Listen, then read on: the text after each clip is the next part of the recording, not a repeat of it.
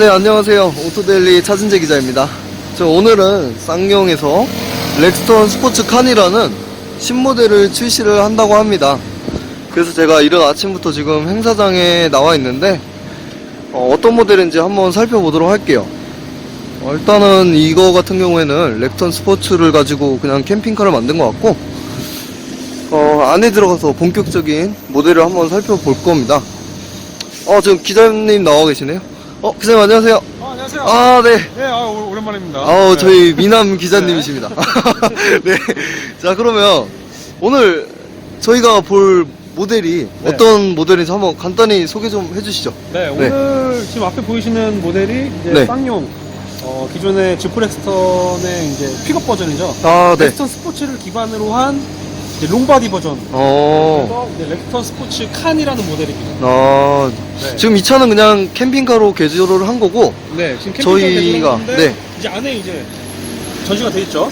그러면 저희 한번 본격적으로 한번 보러 갈까요? 네. 한번 들어가 보시죠. 들어가서 한번 살펴보도록 하겠습니다. 네.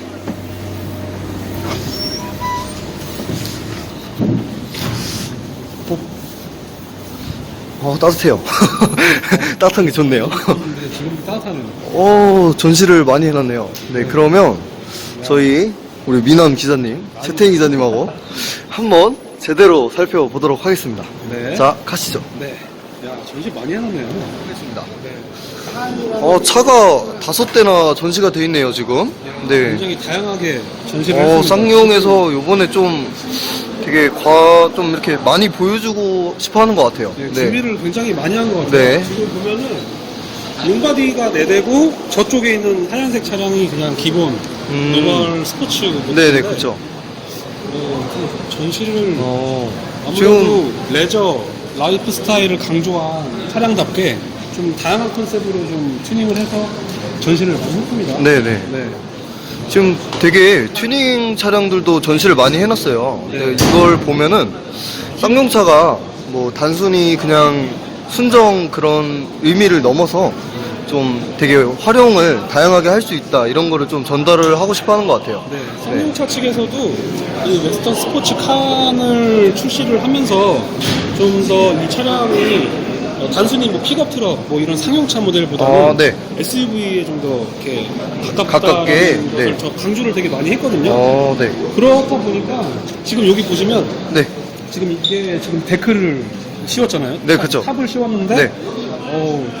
이렇게 보니까 또 상용차 같은 느낌이 크게 안 들어요. 진짜 뭔가 그러네요. SUV 네. 같은 느낌도 많이 들고 뭔가 좀 더 다목적 차량으로서 좀 더 다가가지 않았나, 함으로써 그쵸. 다가가지 네. 않았나라는 생각이 들 정도로 생각보다 되게 자연스럽네요. 네, 생각보다 어색하지도 않고. 네, 개인적으로 기존에 있던 렉스턴 스포츠, 가장 기본형 스포츠보다 저는 이 렉스턴 스포츠 칸이 좀 더 이 비례나 그쵸. 전반적으로 봤을 예. 때 훨씬 더 자연스럽고 좀 더 웅장하고 멋있는 느낌이 맞아요. 네. 뭐 예컨대 뭐 다찌 같은 경우에 뭐 되게 멋있는 그런 픽업 트럭의 그런 뭐 자태가 좀 나고 하잖아요. 네. 그런 걸 좀 많이 좀 표현하고 싶어 하지 않았나. 그렇죠. 이게 넓어지면서 네. 더욱 픽업다운 그런 모습을 보여주고 있는 것 같습니다. 네, 쌍용차에서도 아까 이 렉스턴 스포츠 칸을 설명을 하면서 가장 비슷한 차종으로 꼽은 게 쉐보레 이 콜로라도. 네네네. 콜로라도를 꼽으면서 이 전반적으로 이 차체의 비례감이나 뭐 제원 이런 것들이 좀 비슷하다라고 해서 그 차종을 좀 딱 명확하게 집었는데 나쁘지 않네요. 네. 네. 이렇게 튜닝한 거 보니까 굉장히 멋있네요. 네. 이 차 같은 경우에는 되게 강력하게 튜닝을 해놨는데, 네, 저는 개인적으로 네. 이런 스타일 너무 좋아합니다. 근데 모델분은 너무 귀여우십니다. 또 안 보여드리면 섭하기 때문에 한번 찍어드리고 가겠습니다.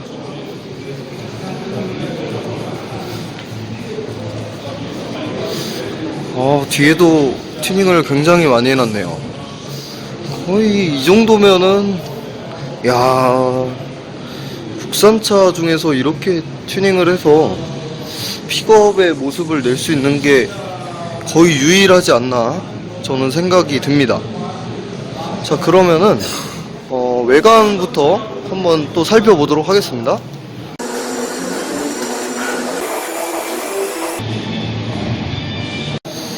네, 그러면 외관을 한번 살펴볼게요. 네. 일단 뭐 가장 큰 차이라고 하면은 이 그릴이라고 할 수가 있을 것 같아요. 네, 지금 이 차량 같은 경우는 뭐 살짝 기존 렉스턴 스포츠 칸에서 기본형에서 좀 튜닝이 된 모델이지만 좀 이 튜닝이 된 것을 보여드리고자 하는 게 아니라 좀 어떻게 달라졌는지 이 네, 렉스턴 그쵸. 스포츠와 이 칸의 이 다른 점, 다른 어떤 점. 네. 차별화를 이뤘는지 그거를 한번 짚어볼게요. 일단 이 그릴이 뭐 파르테논 라디에이터 그릴이라고 해요. 네. 근데 네. 조금 저는 개인적으로 네네. 기존의 이 가로형 그릴이 조금 더 맞지 않았나 아. 생각이 들어요. 조금 네. 이게 좀 눈에 잘 안 익어서 그럴 수도 있는데 그쵸. 좀 저는 그러- 어색하고 좀 언밸런스한 느낌이 네. 들어요. 그리고 약간 마세라티 느낌이 나죠. 네, 세라피 느낌이 약간 나고, 표방한 느낌이 나기 때문에 그리고 뭐 저는 또 개인적으로는 이게 좀 약간 그릴이 사이사이 버티컬 타입의 세로형 그릴이 지프도 좀 연상되거든요. 네. 네, 그쵸. 네. 그런 느낌도 그러네요. 좀 되기도 하고. 되게 익숙한 그런 차들이 많기 때문에 자칫하면은 뭐 조금 뭐 이렇게 카피한 그런 디자인이 그런 생각이 좀 들 수도 있다는 그런 개인적인 생각이 드네요. 네. 네. 뭐 어차피 뭐 디자인이라는 게 네. 뭐 이거 하나하나 걸고 넘어가면 정말 다 끝도 없거든요. 그쵸. 다 비슷하기 때문에. 네, 맞아요. 디자인은 돌고 도는 거예요. 또 마음에 들어 하시는 분도 있을 수 있습니다. 네, 네. 충분히 그럴 수 근데 있고. 뭐 한편으로 보면 조금 더 기존 렉선 스포츠 그릴보다 좀 더 강인하고 웅장한 느낌도 드는 것 같아요. 네, 네, 그쵸. 다만 좀 아쉬운 건 저는 여기 상당 부분까지 전부 다 크롬으로 이렇게 그쵸. 마감을 크롬을 많이 쓴 거는 제가 봐도 조금 아쉬운 부분인 것 같습니다. 살짝 촌스러운 네. 느낌도 좀 있고 네, 맞아요. 가서 아쉬워요. 차라리 저 부분에 저는 개인적으로 블랙, 이건 하이그로시라든지 좀 어떤 매트한 소재로 마감을 했으면 네, 네. 훨씬 더 나았을 것 같은데 뭐 보시기 어떠세요? 제가 만약에 이 차를 사면은 네. 저는 출고하자마자 일단 그릴 랩핑부터 합니다. 네, 블랙 랩핑부터 저는 바로 할 것 같습니다. 네. 그리고 전면부에서는 일단 기존 렉스턴 스포츠와 지금 이 칸 롱바디는 이 라디트 그릴 빼고는 크게 달라진 큰 차이는 없어요. 네, 맞아요. 큰 차이 없고. 뭐 기존의 2.2L 디젤, 뭐 181마력 디젤은 그대로 그대로 유지를 했죠. 했고요. 네. 토크만 기존에 40.8kgm의 힘을 발휘를 했는데 토크가 이 정도 올랐죠. 2포인트 네. 올려서 42.8 토크를 발휘를 합니다. 그거 네, 외에는 맞아요. 파워트레인은 크게 뭐 달라진 점 없고요. 아무래도 데크가 좀 늘어나고 적재 그 중량도 늘어났기 때문에 토크의 상승은 좀 필연적이지 않았나 싶어요. 그렇죠. 네. 이 정도 2포인트 오는 게 특히 체감이 좀 클지 체감은 안 될 것 같아요. 네. 네. 그리고 측면에서 한번 살펴보면 네. 일단 기존의 렉스턴 스포츠와 지금 여기 보이시는 렉스턴 스포츠 칸의 차이점을 가장 한눈에 네, 그쵸. 측면이 하이라이트예요. 여기 보시면 휠베이스가 일단 좀 늘어났고요. 휠베이스가 늘어났고 네네.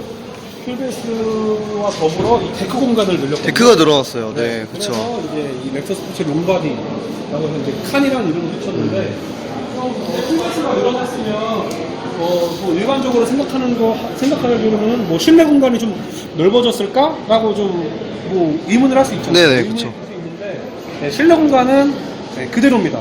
기존의 렉서 네. 스포츠와 그건 조금 그대로고, 아쉽네요. 네. 렉스 스포츠와 그대로고 이제 이 휠베이스 데크 공간을 늘리기 위해서 휠베이스도 살짝 늘어났다는 거. 네, 그게 가장 큰 차이점이에요. 일단은 네, 체감으로 느끼기에도 시각적으로 보기에도 굉장히 길어졌다는 점은 강조를 한번 드리고 싶네요. 네. 자, 그러면 실내를 한번 살펴보도록 하겠습니다. 과연 차이가 있을지 없는 걸로 알고 있는데 그래도 한번 봐야죠.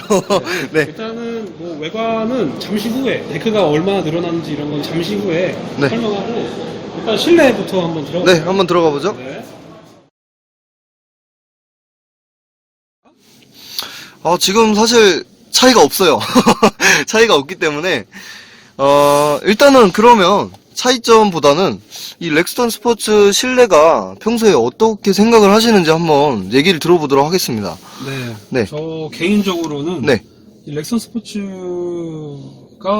실내가 일단은 전반적인 레이아웃은 기존의 이 G4 렉스턴 쌍용의 대형 SUV죠. 네네. 그 G4 렉스턴의 인테리어 레이아웃을 그대로 가져왔어요. 그쵸. 네. 그 고급감이 일단 이 픽업 모델인 렉선 스포츠에서도 그대로 좀 이렇게 받을 수 있다는 거. 네, 그쵸. 그게 좀 가장 개인적으로 마음에 드는 부분. 그건 장점 중에 네. 하나인 것 같아요. 네, 그렇게 생각이 들고 지금 이 스포츠 칸 경우에도 뭐 그대로 레이아웃은 그대로 가져왔습니다. 실내 디자인은 뭐 기존의 이 렉스턴 스포츠와 동일합니다. 동일한데 일단 크게 뭐 말씀드릴 만한 건 없는 것 같아요. 뭐 달라진 점이 크게 차이점이 없어서 일단은 이 스포츠 칸 같은 경우는 뭐 데크 공간 일단 좀 더 이 오프로드나 레저, 캠핑 네네. 아니면 뭐 다양한 어떤 라이프 스타일에 맞게 좀 다목적으로 사용할 수 있게끔 그렇게 좀 포커싱을 해서 초점을 네네. 맞춰서 나온 차량이기 때문에 일단 인테리어에서는 기존의 렉스턴 스포츠와 동일하게 가져간 것 같아요. 크게 뭐 차이점은 없고요. 그러면은 뭐 네네. 차이점보다는 네. 좀 뭐 이 인테리어가 좀 인체공학적인지 뭐 디자인은 어떻고 적재적소의 마감은 잘 됐는지 한번 살펴볼까요? 네, 그래서 한번 세심하게 한번 분석을 해보도록 하겠습니다. 네. 일단은 딱 운전석에 앉으면 네. 시트 포지션은 굉장히 높습니다. 일단 차고가 지금 이 차량 같은 경우는 좀 튜닝이 된 차량이잖아요. 그쵸. 그래서 이제 또 타이어도 굉장히 오프로드 타이어가 그쵸. 네. 장착이 돼서 좀 더 차고를 높였고 그래서 정보가 생각보다 높은데 그래도 기존에 제가 G4 렉스턴이나 렉선 스포츠를 탔을 때도 생각보다 높았거든요. 네, 그쵸. 전후는 시야가 굉장히 좋았었는데 지금 이 모델 같은 경우도 일단 시야가 탁 트여서 너무 좋은 것 같아요. 굉장히 시원시원하고 일단 이 의자부터 네. 설명해 줄까요? 지금 보면 일단 가죽도 생각보다 좀 탄탄한 느낌도 들고요. 기대 이상이죠. 네, 소재 생각보다 부분에서도. 지금 뭐 네. 기존의 뭐 G4 렉스턴에 느꼈던 그 가죽과 크게 뭐 차이점을 느끼기 어려운 것 같아요. 네네. 굉장히 좀 보들보들하고 좀 탄탄한 그 가죽으로 좀 마감을 한 게 굉장히 마음에 들고 일단은 이 시트가 좀 편하네요. 저는. 오히려 픽업 모델에서 느끼기 힘든 그런 편안함을 네. 느껴볼 수가 있다 이 말씀이시군요. 네. 좀 운전석 물론 이제 앞좌석이라서 좀 편하다고 느낄 수는 있겠지만 네네. 기존의 G4 렉스턴에서 느꼈던 어떤 이 착좌감, 그 편안함과 차이점을 느끼기 어려울 정도로 일단은 너무 편안합니다. 시트가 좀 몸을 잘 감싸주는 느낌도 있고 네. 좀 뭔가 이 소파에 앉아있는 듯한 좀 내 몸에 딱 맞는 네. 알맞는 어떤 의자에 잘 앉아있는 듯한 느낌이에요. 제가 지금 뒷좌석에 타고 있는데 네. 뭐 저도 비슷한 그런 느낌이 들긴 합니다. 네. 네. 그리고 스티어링 휠은 기존의 G4 렉스턴이나 렉스턴 스포츠와 동일한데요. 네. 일단 림은 좀 생각보다 큰 편이에요. 아무래도 그쵸. 차가 크다 보니까 좀 림을 좀 크게 둔 것 같은데 전 개인적으로 네. 이 스티어링 휠이 좀 작은 걸 좋아하거든요. 큰 것보다는 운전할 때도 네네. 이렇게 큰 것보다는 작은 게 좀 더 이 코너링 돌 때 전 개인적으로 더 느낌이 좋아서 근데 이 차를 사시는 분들이 되게 네. 좀 남자답고 그렇죠. 좀 그럼 남성미 넘치는 그런 거를 되게 좋아하시는 분들이 많잖아요. 네. 그래서 오히려 큰 게 그분들한테는 좀 매력 포인트가 될 수도 있다는 그런 네. 생각은 저는 들기는 해요. 물론 저도 작은 게 좋기는 합니다. 그렇죠. 네. 그렇게 본다면은 이렇게 림 큰 것도 어떤 차량 크기에 따라서 또 인체공학적으로 네네네. 이 쌍용차 디자이너라든지 어떤 네. 설계 팀에서 그렇게 했을 거니까 가장 최적의 그런 크기를 그렇죠. 찾았나 뭐 그런 생각이 드네요. 네.